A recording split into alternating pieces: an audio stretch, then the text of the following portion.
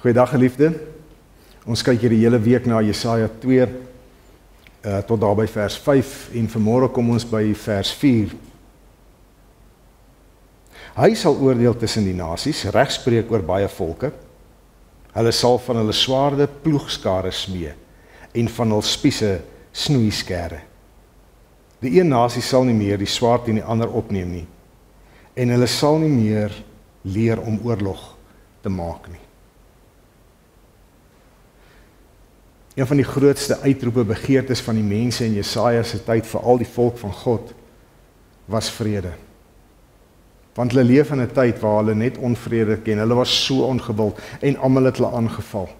En hulle moes heeltyd op hulle hoede wees, hulle moes heeltyd skerp wees, hulle moes heeltyd paraat wees, want hulle kon enige oomblik aangeval word en hulle is dan ook aangeval en hulle het die oorlog verloor.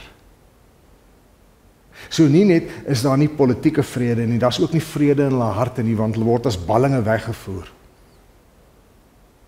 En om so sonder jou tempel, sonder jou stad, sonder jou mense, sonder jou kultuur, jou taal, jou godsdienst te wees, die gevolg daarvan is definitief onvrede. En nou sê die Here wanneer hy met hulle kom praat, my heiligdom sal by uitstek die plek wees waar daar vrede sal wees. Hulle sal van hulle swaarde ploegskare smee en van hulle spiese snoeiskere. Sluit nogal aan by Jesaja 28 daar in vers 12 waar hy sy tempel beskryf in daardie tyd. Dan sê hy, praat hy van hierdie tempel, dan sê hy, hier is die plek van rus en vrede.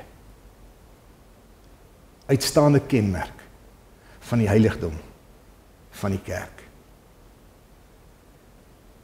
Het dit nog van toepassing, het dit nog enige betekenis in 2025? Ons is immers Nuwe Testament mense, ons leef immers in 'n totale ander wêreld, miskien 'n meer beskaafde wêreld glo ons, as wat hierdie mense ingeleef het. Maar kom ons wees eerlik oor ons tyd. Hoeveel vrede is daar regtig?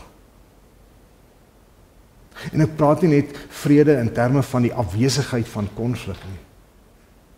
Ek praat van vrede waar mense vredevol ook oor hulle self is, in hulle self is. Vredevol is oor hulle verhouding met hulle God. Dit is baie duidelik sover uit hierdie week uit dat die kerk van Christus die heiligdom is wat God kom oprig het om 'n voorbeeld vir die nasies te wees, om hier te kom leer, om vrede te maak, om van die swaarde snoeiskere te maak. Hoor mooi, die vrede wat God van praat, wat in hierdie heiligdom, hierdie Nuwe Testamentiese Christus gebaseerde kerk is, geesgedrewe, geesgeïnspireerde kerk is een wat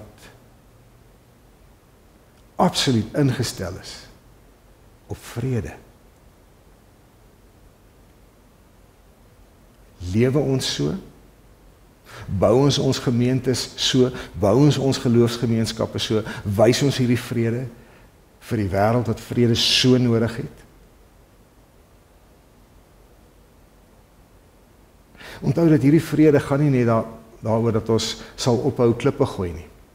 Dat ons sal ophou beklei nie. Dit is 'n vrede wat gedefinieer word deur die saamwerk tot opbou van iets nuuts en iets lewegewend.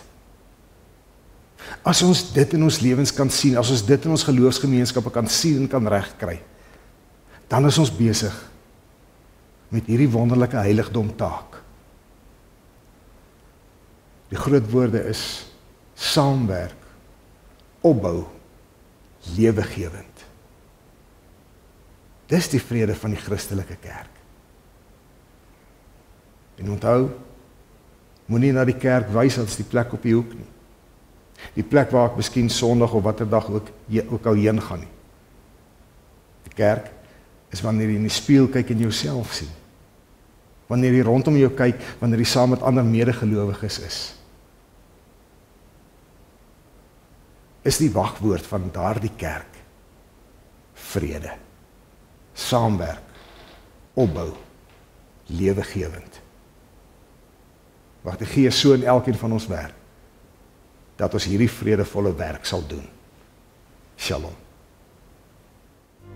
Laat ons heers oor die werke van die hande, dis aan ons onderwerp. Die see, die lug, die lande, wat is die